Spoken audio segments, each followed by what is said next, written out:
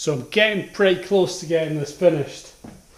So it maybe doesn't look like that actually when you look at it like that, but it runs, engine's all in, there's a couple little things to tidy up, but the thing I'm doing at the moment is I'm sorting out my subframe. So standard S14 subframe. So I kind of thought I'd just like show you a couple of things I've had to do just to get her ready. Now I'll also run through the setup I've run. Now she's got a diff, it's a 3.9 from an auto, welded, it's all solidly mounted, solid bushings all around. I've got Driftworks arms, and these have just all been powder coated, and then I've made the manky, putting everything on. I've got Geomasters. Those are I think the first generation of Geomasters. I think I don't know if there's like a third anyway. So those, and then just normal hubs. But there's a couple of things that I've done to the subframe just that I thought I'd point out that are kind of useful. Now, obviously this is all adjustable, meaning I can adjust the camber caster of the entire rear end. So because of that, I have now what you got. These are your I think I'm going to be wrong. I don't know. Now these adjust your toe and your camber on your rear of the car. So before, what you'd had is you had like a solid arm that would have connected to your hub, and what these would do is these would twist. Now you see how they are offset. Now if you can kind of see in here, just see there. See, this is actually like it's like an elongated hole. So what that would mean is that as you had it in here, as you twisted this bolt would move like that, and it would slide in and out. That would allow you to adjust the camber on the rear and the toe.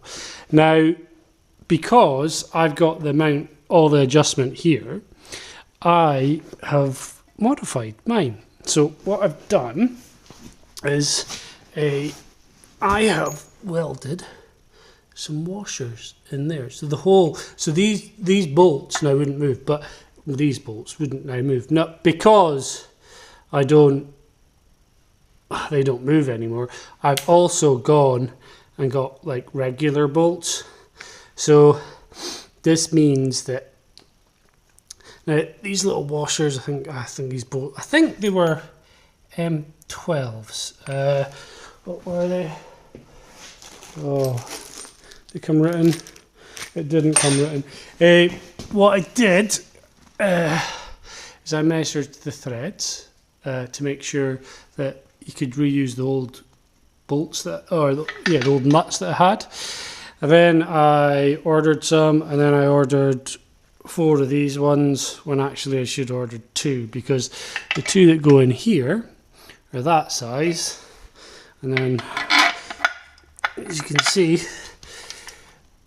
it barely goes through. So luckily I had some of these kicking about, so that fits right through. So if you're doing it, you need two of these, fine threads, and something a decent bit longer. How much? Roughly, I think these were, hang on, let's get a measuring tape. Right, so the threads on these are, I don't know if you can read that, I'll tell you, it's a 1.25, that's the thread pitch that you want, and that's if you want to reuse your, what do you call it, your nuts that you get on here. Now this one is 60mm. Now this one, it's too long. So it goes in through there. Well, not too long, but you got a decent amount of thread on there. So you could probably take 10mm off this. So let's just say, so this is 80, you get away with a 70, no problem. So yeah, there's the bolts you need for those. Now, the other thing, I'd like, so, and I've not ordered the right size of these, but I had, one of the things I noticed with mine was that these could back out a bit. So I've gone and got some serrated washers. I think they're called lock washers.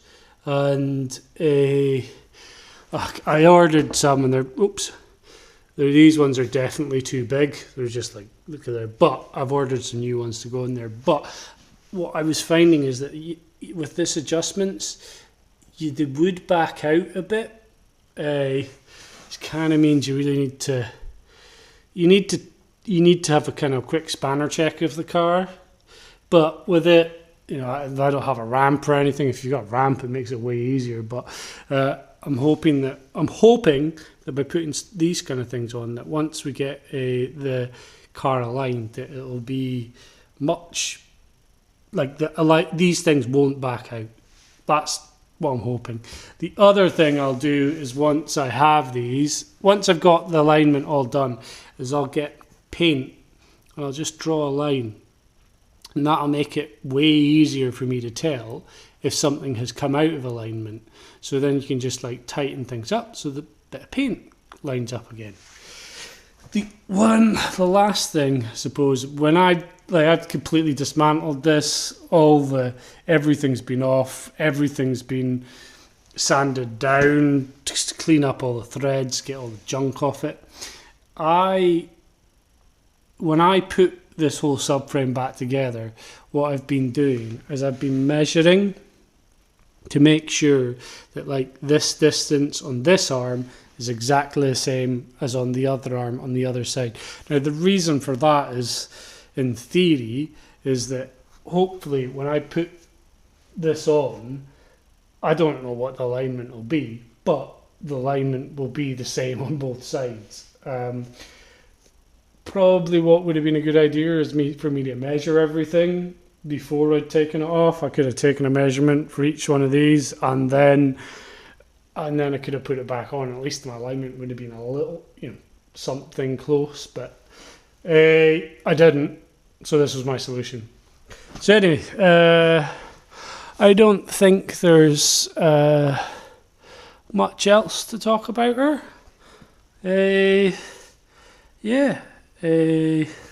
Just time to put it back in and get the front on and go skid.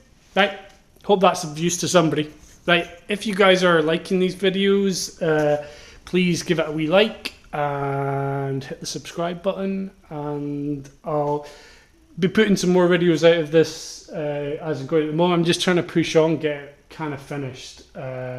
A lot of painting, a lot of sanding, and then there'll be some power adder videos, got a wee nitrous kit to go on and things, so they'll be coming up soon. Right, see you later.